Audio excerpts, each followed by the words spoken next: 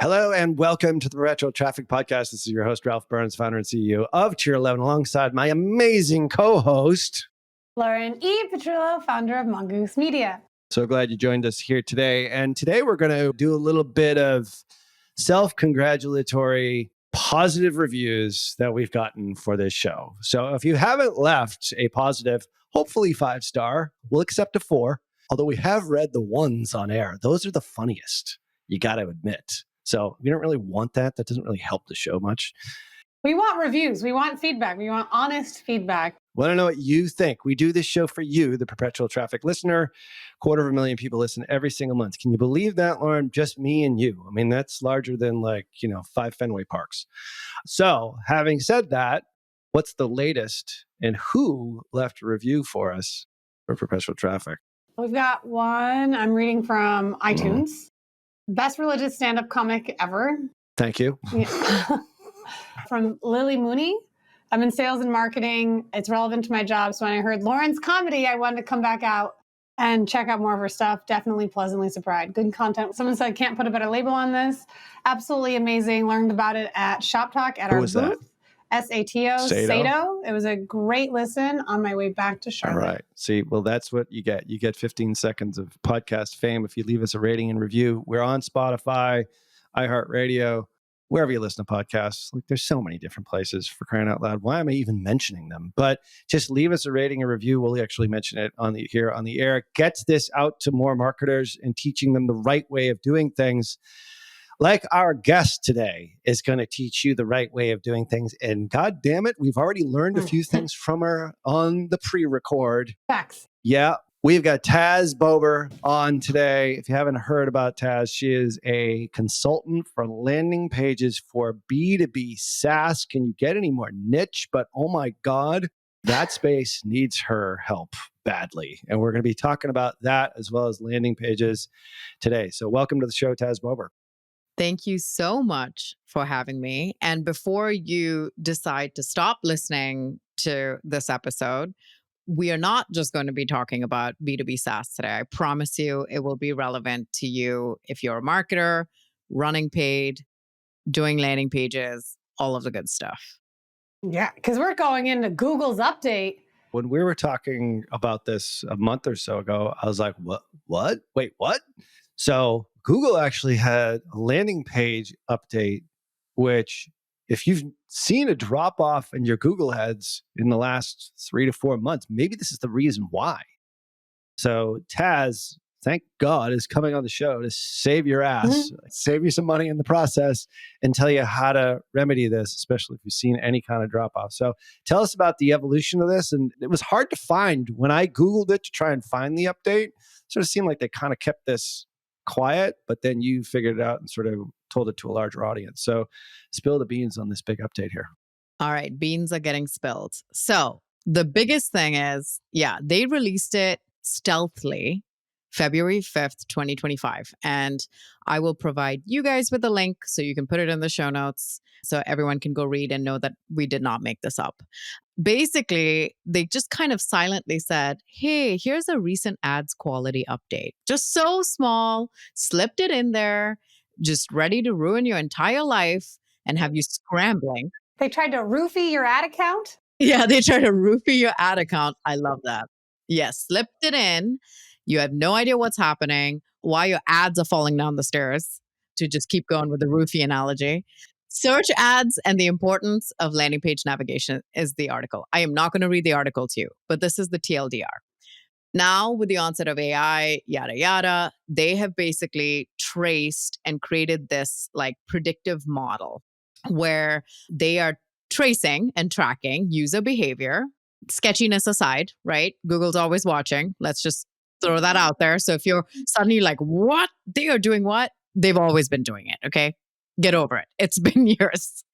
And so they've been looking at user behavior and taking user feedback that says, hey, every time I click on these ads, they take me to a page that is not relevant to the ad. And then they get frustrated and they come back to search and then they're trying to refine their search to get to where they want to go, right? So Google's looking at both the behavioral element and the feedback that users gave them saying that these ads are not matching the destinations. I'm getting annoyed, or they rage browsing, rage searching, right? And so Google's like, all right, we got to figure this out because people are just going to stop using search, right? So what they've done now is they're saying this predictive model is going to go scan your landing pages and your ads and make sure that a few key elements exist. One, that it is relevant to the ad copy, right? So no longer can you be Old Navy has an ad for pants. The user searches for pants. You click on the ad for pants and you're taken to Old Navy's homepage. And then you have to go find the pants yourself. Like, WTF, just take me to the damn pants, right? Very common, weird, but very common. And then the other component is before, when you'd close your eyes and you'd picture how HubSpot told you to build landing pages, all of them have no navigation. They've trapped your ass on the page, right?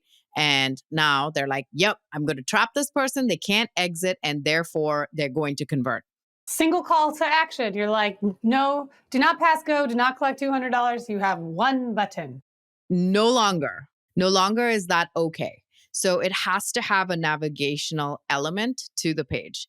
Now, most marketers will interpret this as, cool, I'm just going to put my entire site nav back on these landing pages. Do not do that. Okay. There are still some like behavioral elements you need to consider in how people browse and consume information. And putting that on there, if you look at the average human being makes 10,000 decisions a day, you are adding to that mental load of them like Dory, right? Like the average internet user is like, what's that? What's that? What's that? And they've forgotten why they came there in the first place. But how do you do that? So my in-between solution is to actually just put an anchor nav on these landing pages, which basically jump to every section on your landing pages quicker, right? So if someone comes on the page and they're like, I just want to look at the testimonials, they can jump down to there, jump to FAQs, et cetera, pricing, all of those good things.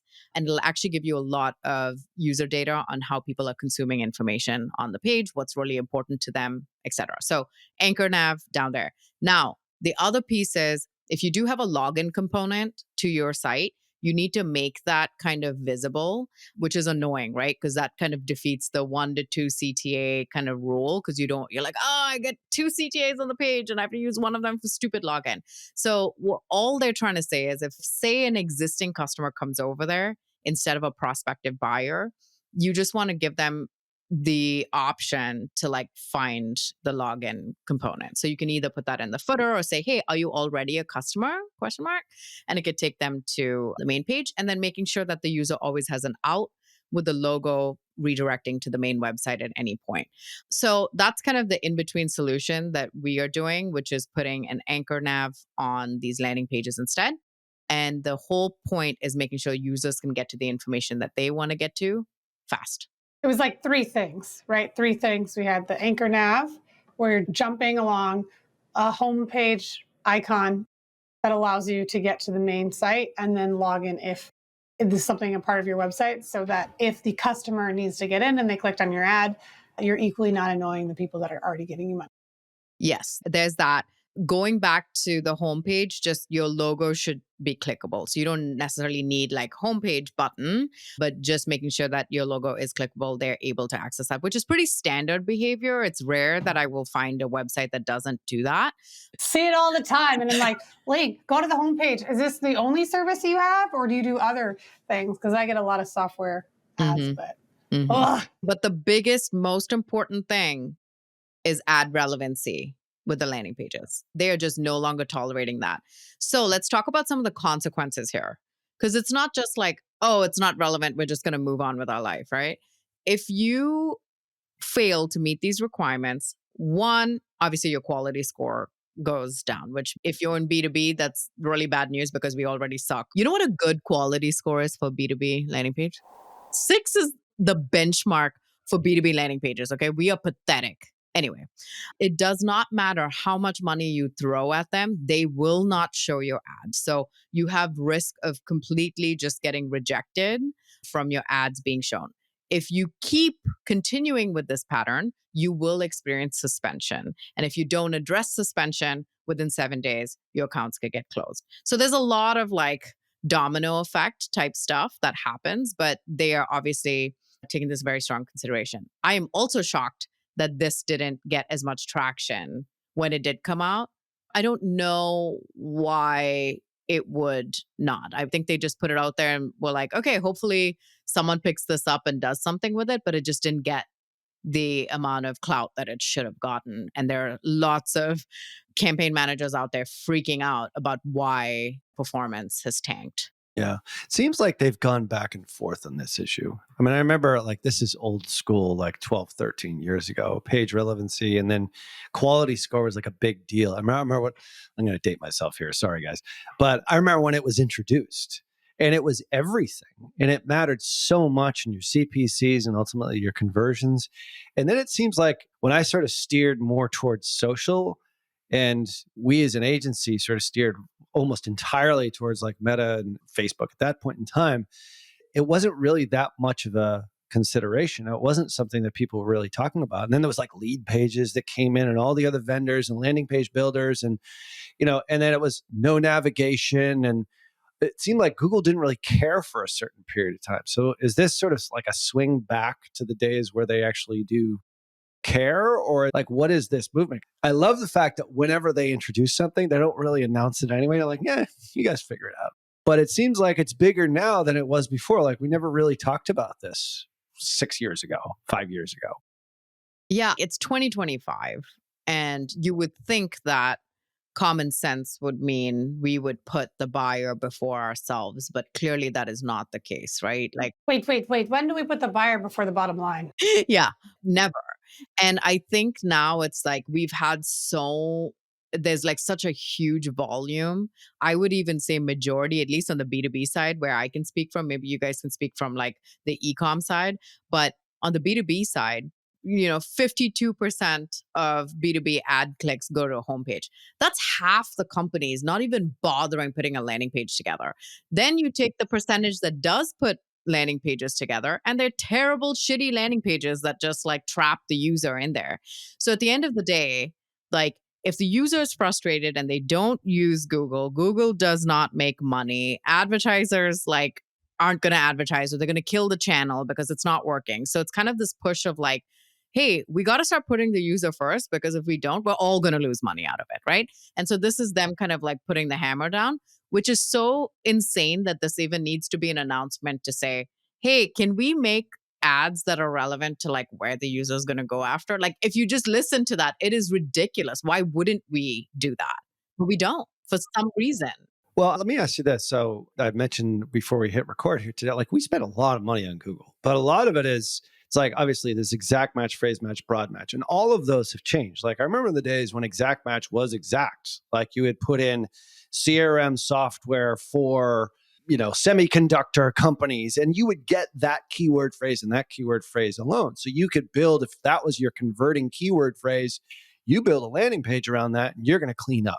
But now with exact match, broad match, phrase match being so different and so amorphous, like how does somebody actually do this and still maintain relevancy? Because relevancy was your first kind of point here. But how do you do it in that age when you don't really know what keyword phrase is being searched for to go to the right landing page that has that keyword phrase or something that's similar to it?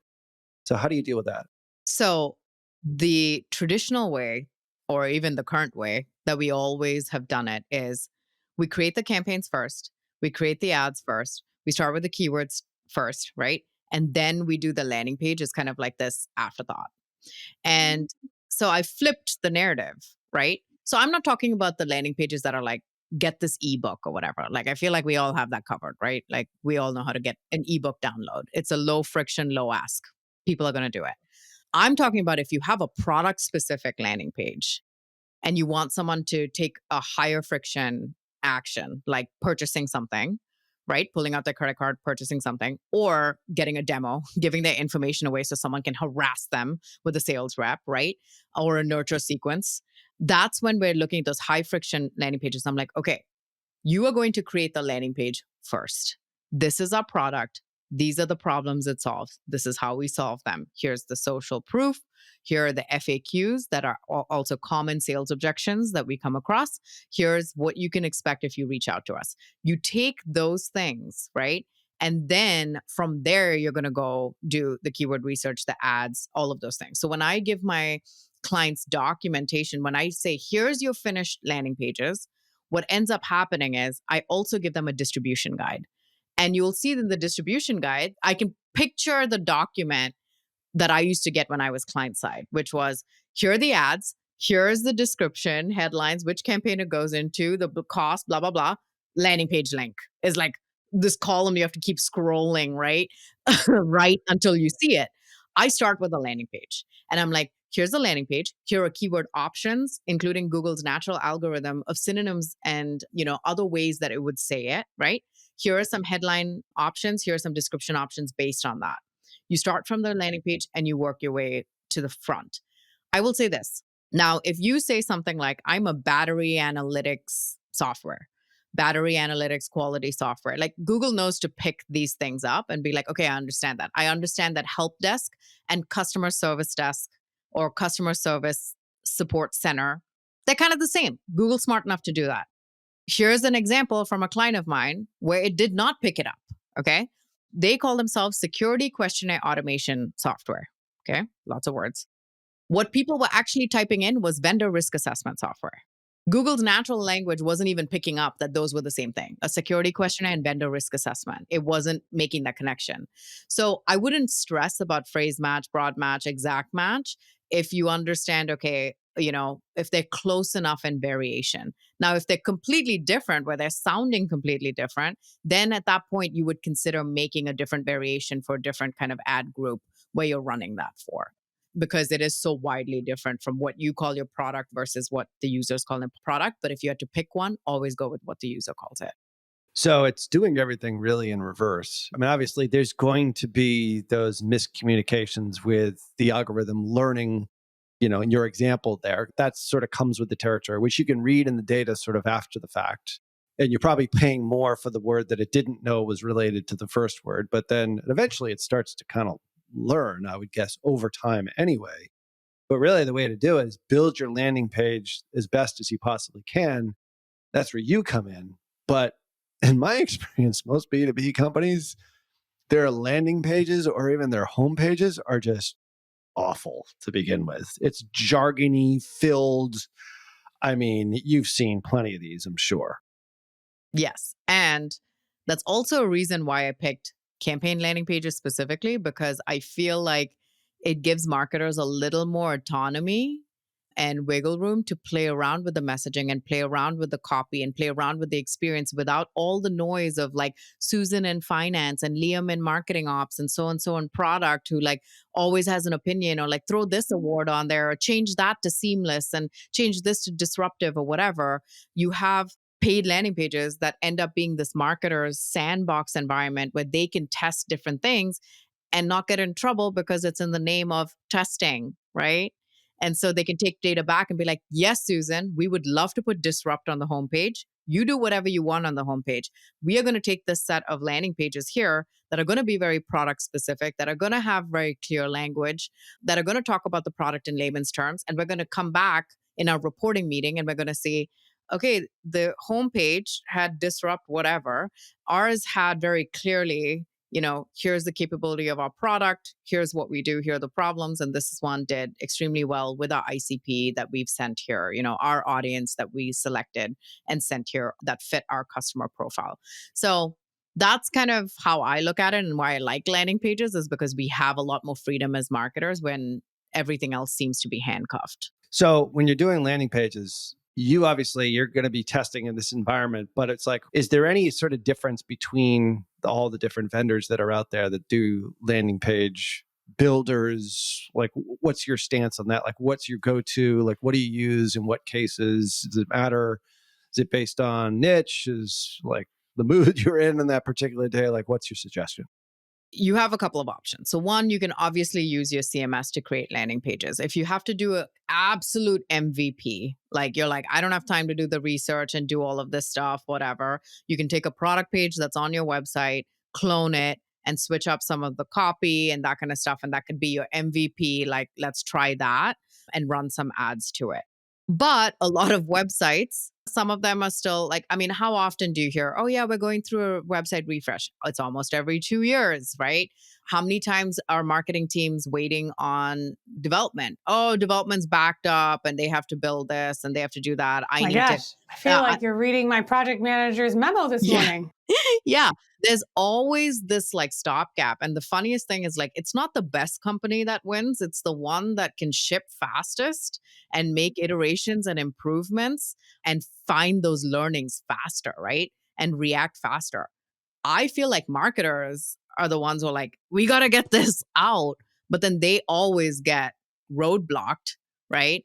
With something or the other. Then we need approval for this, we need approval for that. So when I was in-house, like a quick way to stand it up is to use like a landing page builder. So I've used Unbounce for years. There's other ones too that you could use. But so sometimes when it's like, I got to do it quickly, I got to put it up, I want to test different variations, because Susan in finance wants to use disrupt and I want to not use that. Like you can run variations. You can say, okay, let's let the data kind of show us what that looks like. You want to build something really quickly without a lot of dev work, 100% use a landing page builder. And when this announcement came out, it was funny because I was on the Unbounce podcast and we were kind of trying to talk about, hey, what are some of the topics we could talk about? We could just talk about landing page best practices, mistakes, da da da da da. I've done that a billion times. Okay. So I was like, yeah, we could. I'm like, or, we could talk about this new update that came out. And Unbounce was like, hold up. What update? And I said, yeah, it's no one's fault. They just kind of slipped it underneath. They roofied it in. And Unbounce was the first company that was like, we recorded the podcast. They emailed right after and were like, hey, we think this is a huge deal. You're right. We should be evangelizing this. I don't know why more people aren't talking about it. And they really just like took responsibility for it. So then they were like, hey, do you want to evangelize this with us since you know about all of the stuff? And then, you talk about it on LinkedIn and stuff. I said, yeah, sure. And then we ended up creating, this whole like landing page kit and like how to be compliant with Google's requirements.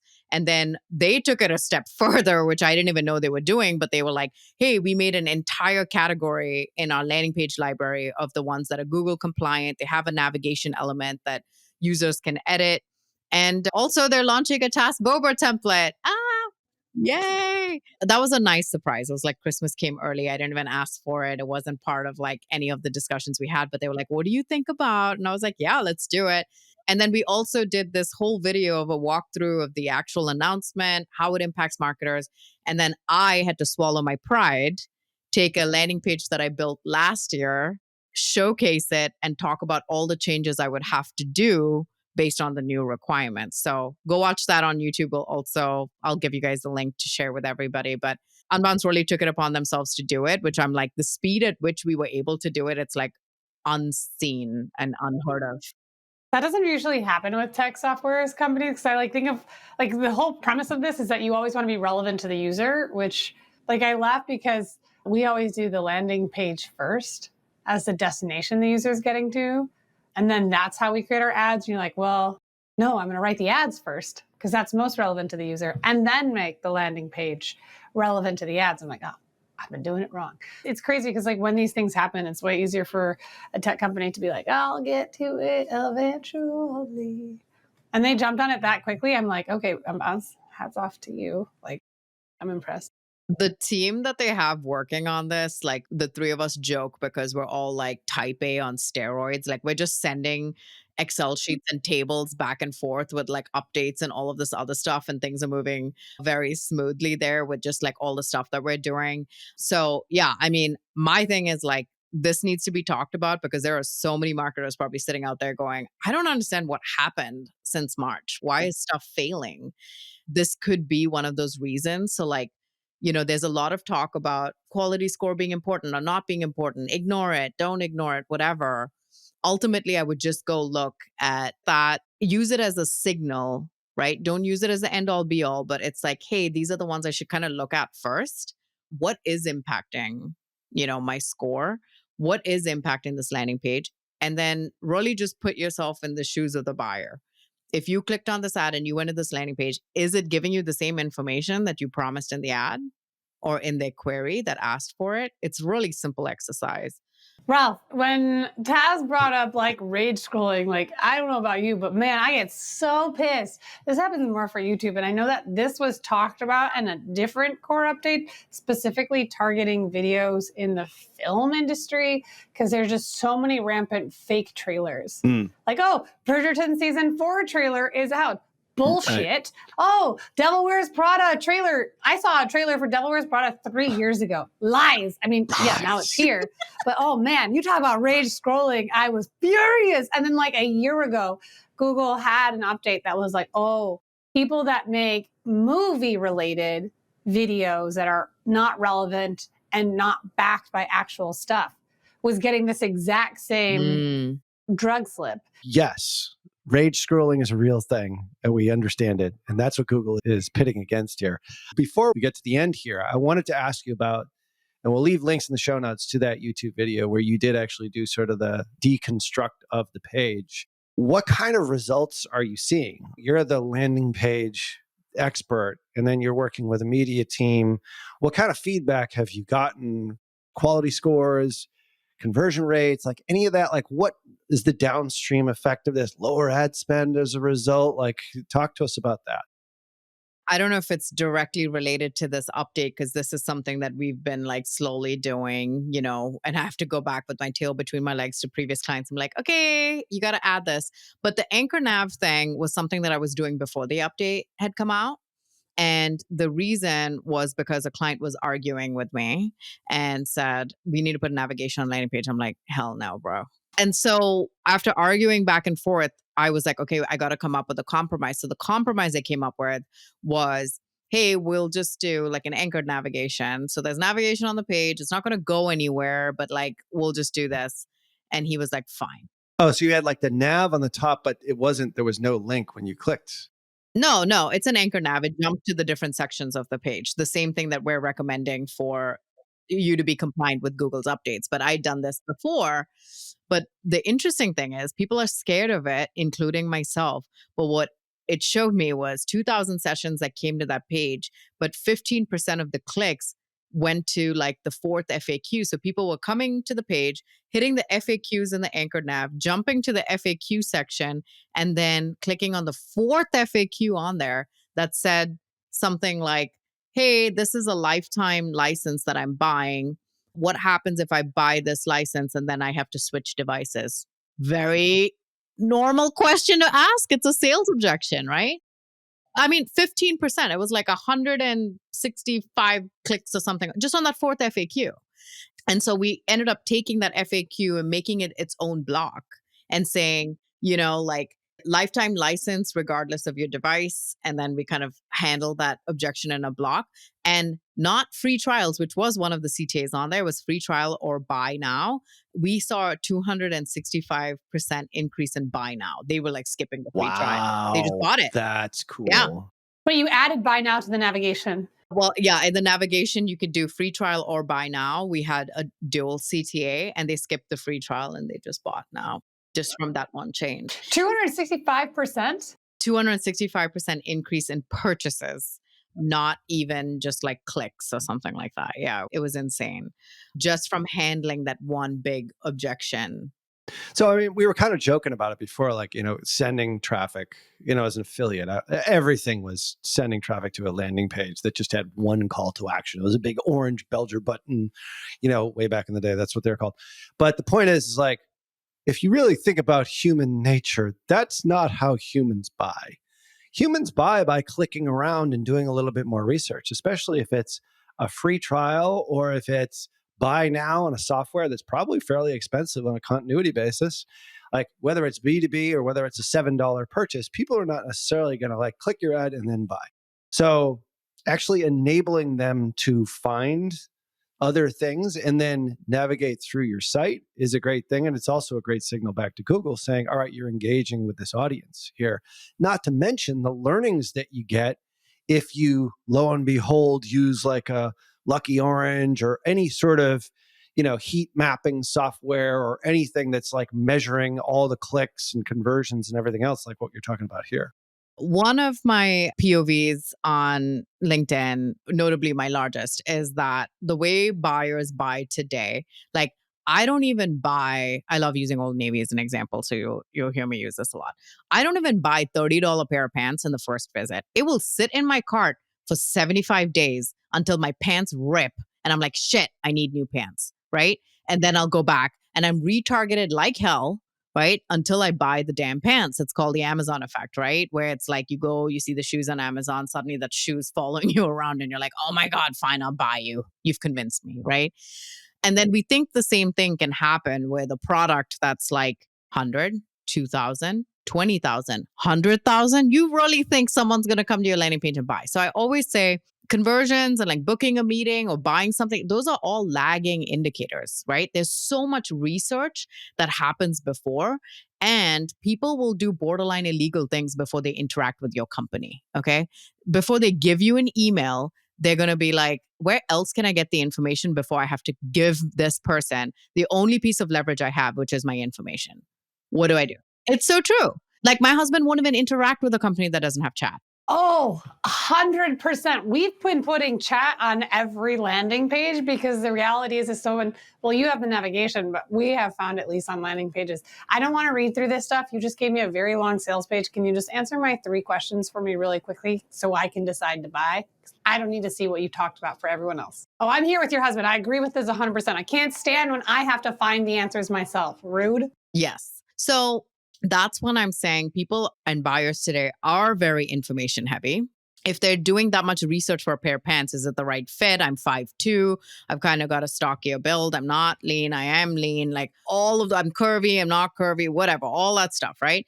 They're doing that much research for that. They're going to continue to do more and more research the higher the cost of the product is.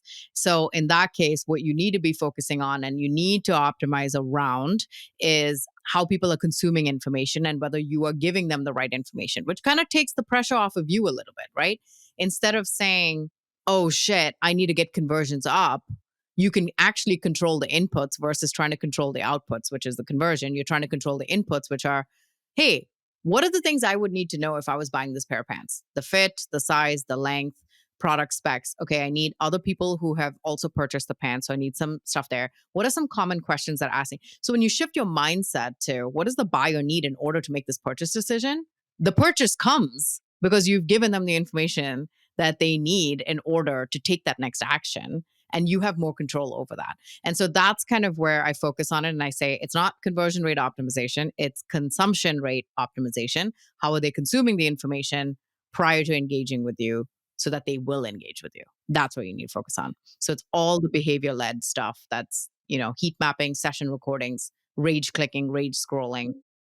So basically, we're like 6 months to 2 years away from you building variations of landing pages that, based off of a consumer's previous browser history before clicking on your ad, they will know that at 5'8" and 3/4, you show me anything petite, I'm gone. You lose me for forever. But you already know all that about me, that it's going to arrange the Old Navy pants to be 2L, 0L only. So I'm not even wasting time at sizes and lengths that are irrelevant for my body type. So you have that like half a moment, or even if it's like a 1 or 2 click survey before you get to the page, to have that further hyper relevancy. But until that day of AI creating that personalized page for you for that relevance, now there's just a lot more opportunity for you to quickly build and iterate on those manually while you can.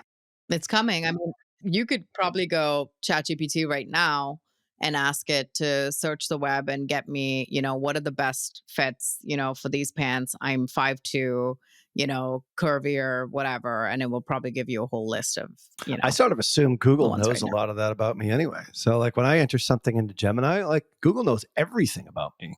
My Gemini AI is getting even better answering the questions with like minimal inputs now, because it knows, it just keeps pulling from all the other data that it knows about me. You just brought up a great point, because there's going to be the growth of close, because you're going to have children. I mean, there was that big update with Google where you'll be able to buy directly in search now, that you're not even going to have to go to the actual product pages. So you like the way that we have Meta shops and TikTok shops, you don't have to go to the website.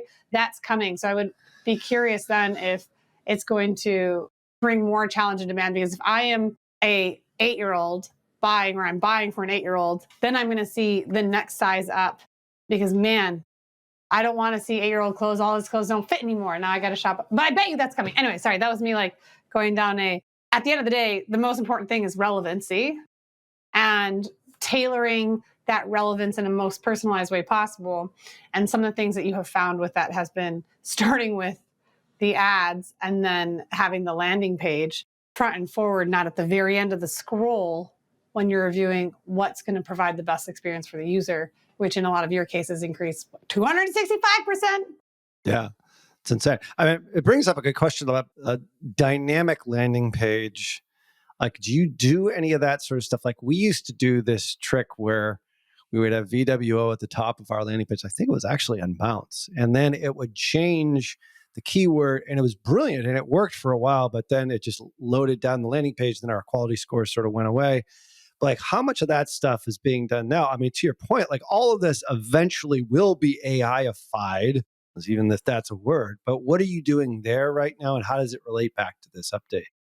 Yeah, I don't do the dynamic landing pages because I found that same issue. So I know that there are a lot of companies that use like Mutiny and that kind of stuff and create like all of these like ABM landing pages that are different variations targeting all these different accounts and different personas, da da da. Absolutely, you can do that. The issue is if you think back to the maturity scale of companies and how they're doing landing pages today, using something like VWO, Mutiny, not really unbounce. Unbounce you can use kind of earlier. But if you're thinking about that, like dynamic stuff, on the maturity scale, they're closer to the tens, right? If half of companies are still sending people to the homepage, you're still having to convince them to use a landing page before they would ever get to. So that is like level 3000, and we are like level 2. The dynamic one, there is something to be said there, but also like we do dynamic wrong. Switching out a logo and putting Tas's name on there isn't going to make me buy something faster. Like, no. So I feel like you almost don't need the dynamic stuff unless it is something like, I think it makes more sense with e-com and like I've got personalized like clothing recommendations and things like that. But for like something like B2B where it's like, it's very problem and solution focused and like it can apply to like this ICP as a persona as a whole, then it becomes a matter of like just those foundational landing pages should take care of it if someone is searching for X kind of problem, which is why I always say, put the problem on the damn page. So when they search for the problem, you show up. I would argue that it'll be coming, and this didn't come from me. I actually got this from Richard, but like the idea of having like, we all have our love languages for communication and we have our like relationship styles, right? Anxiously attached, securely attached, avoidant. Ralph is like, what is all this stuff? But we still have personality types and we have objections that we most lean into. Some people are more price averse, some people are more like time sensitive. I believe that there's going to be a personality objection personalization that's going to be able to coming forth, where you can say if this person has a history of deferring to someone else to help make that decision, that's going to be upfront and forward in that type of copy. So that would be where I would argue that dynamic stuff for the B2B side is coming. But again, there's just the technology hasn't caught up yet. And until then, what you can do is build variations of the page where then you just have different recruitings. And maybe that's your level 3, right? You're not doing direct competitor anymore. You're doing direct objection busters. And you're like, why this is the biggest value that you're going to have, why this is something to solve your specific need. However, 52% of businesses send to the homepage.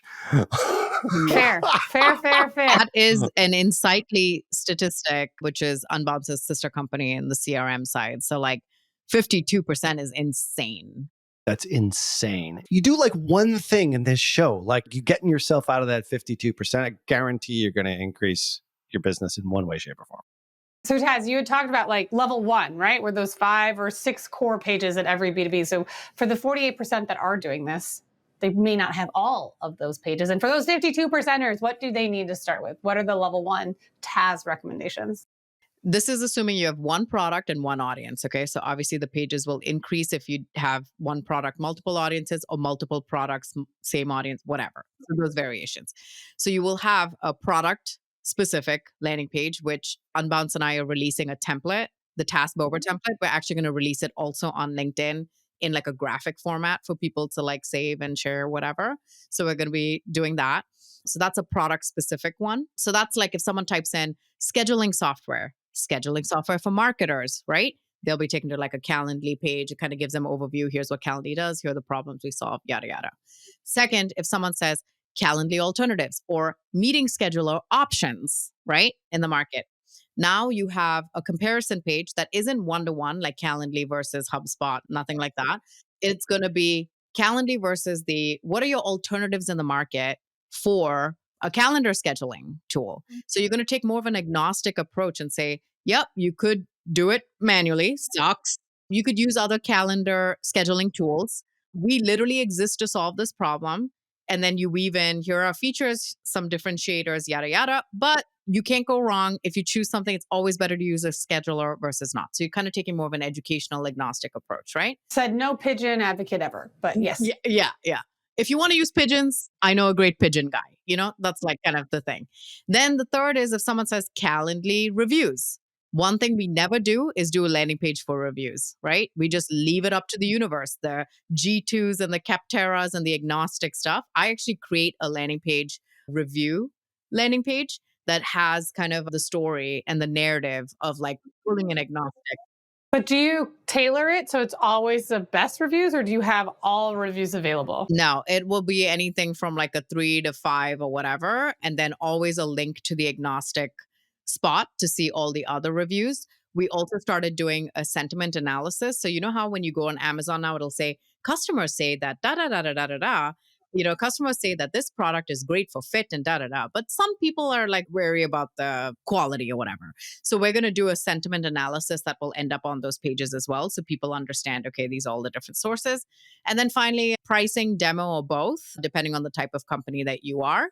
So those are the ones that we tend to do as like the core 4 or 5 that we end up doing based on number of products. And amazing. And you're saying Unbounce is going to have templates for those pages? Unbounce is going to have the template for the product page. But I did talk to them. I was like, well, hell, put the other ones on there too. Let's go. And they're like, we're always looking at templates that we want to update every month. So all of those could be in there at some point. So instead of all that jazz, it's all that Taz. All that Taz. She's a marketer. I love it. Anyway, this has been amazing. By the way, you've brought a lot of great stuff. Just a lot of light bulb moments, especially if you're a B2B business. I mean, oh my God, you should send this to your team.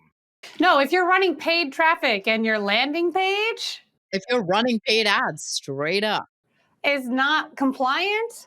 Well, I mean, I'm thinking about like the 52%. Like that's insane. And that's like the updated stat. It was worse before. So we're getting better, but not fast enough for technology to keep up. Where can people connect with you specifically? I am on LinkedIn. That is the best place to find me. However, if you're curious about the landing page side of things, I have thescrolllab.com, spelled exactly how it's spelled, right? Some people like 3 L's. I'm like, yeah, there are 3 L's in there. And then I also have a landing page and resource hub that I give away for free. It's all website, landing page stuff, tips, tricks, all of my LinkedIn posts essentially organized in categories for things that you can DIY yourself. Go check that out. That's free. Also available on my LinkedIn profile. Find me on LinkedIn, Tas Bober, T-A-S. Last name Bober like sober, B-O-B-E-R. Great to have you on the show here today. And make sure that you do check out all the links we'll leave over in the show notes over at perpetualtraffic.com. And of course, once again, if you would like to leave a rating and or a review wherever you listen to podcasts, please do so. We will read them on air, especially if they're around Lauren. Like she'll read them. I'll forget about mine. But anyway, Taz, thanks again for coming today.